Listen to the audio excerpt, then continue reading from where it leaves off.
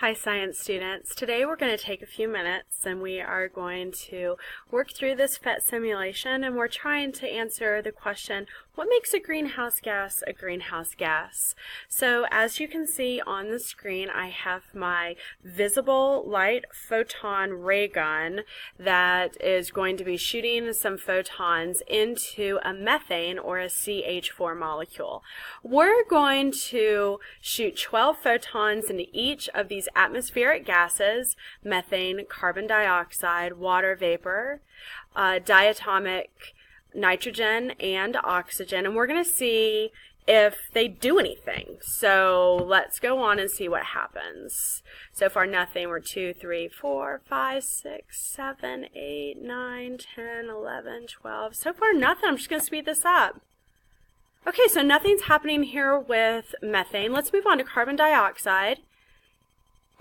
Still nothing.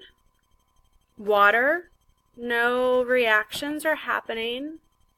Our nitrogen, still nothing. And now oxygen, still nothing. So let's go on and just using our data table here, document that with our visible light photons, we had, let's go on and say just 0 out of 20 photons had no reaction on these photons. So now let's go back. Let's change this to our infrared photon. I'm going to slow this down a little bit.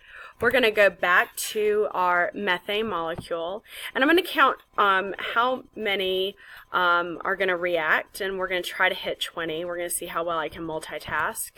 1, 2, 3, 4, 5, 6, 7, 8, 9, 10, 11, 12, 13, 14, 15, 16, 17, 18, 19, and 20. So I counted, and I may be off by a little bit because I'm multitasking, that 7 out of 20 of these infrared photons were absorbed by the methane molecules. Those methane molecules then, when they released that infrared photon, they vibrated. That was an important observation. So let's go back to our PhET simulation. Now let's change it to carbon dioxide, again with 20.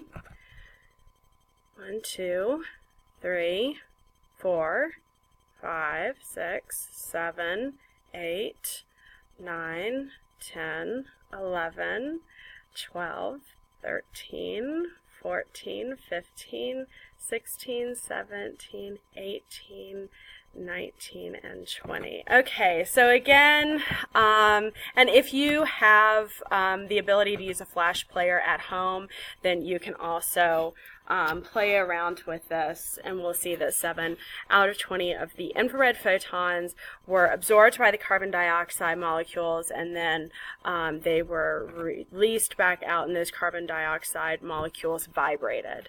And again, remember that molecular vibration is really important. We're going to go to water, again with the 20.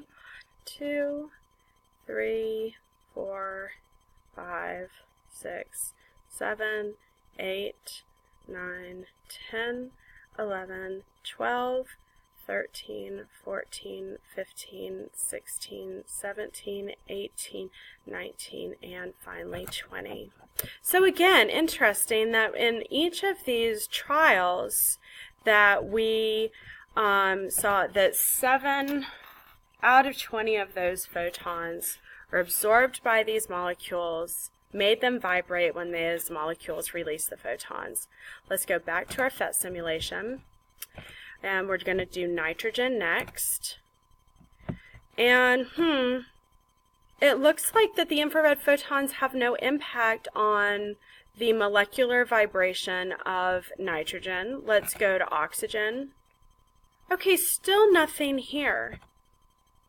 So what is it about these greenhouse gases that make them a greenhouse gas? We know that we spend most of our time when we are talking about climate change, we're addressing carbon dioxide and methane. Well, water is equally as effective as a greenhouse gas as these greenhouse gases. but we don't talk about it. That's because water is just naturally cycled in the atmosphere. Of these two greenhouse gases, we spend more time talking about carbon dioxide because it has an average atmospheric residence time of about 500 years. That means that the carbon dioxide that came out of our tailpipe to come to school or to go to the grocery store is going to be in the atmosphere on average 500 years. Methane, on the other hand, has an average atmospheric residency of about 15 years.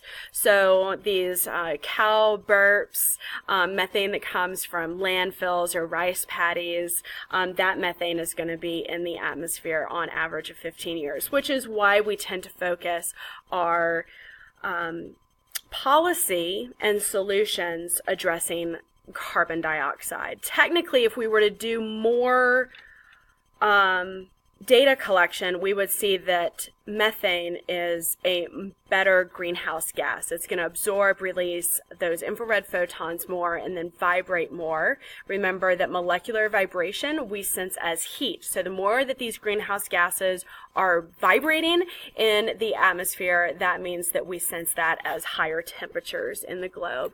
So that is just a little introduction to what makes a greenhouse gas a greenhouse gas.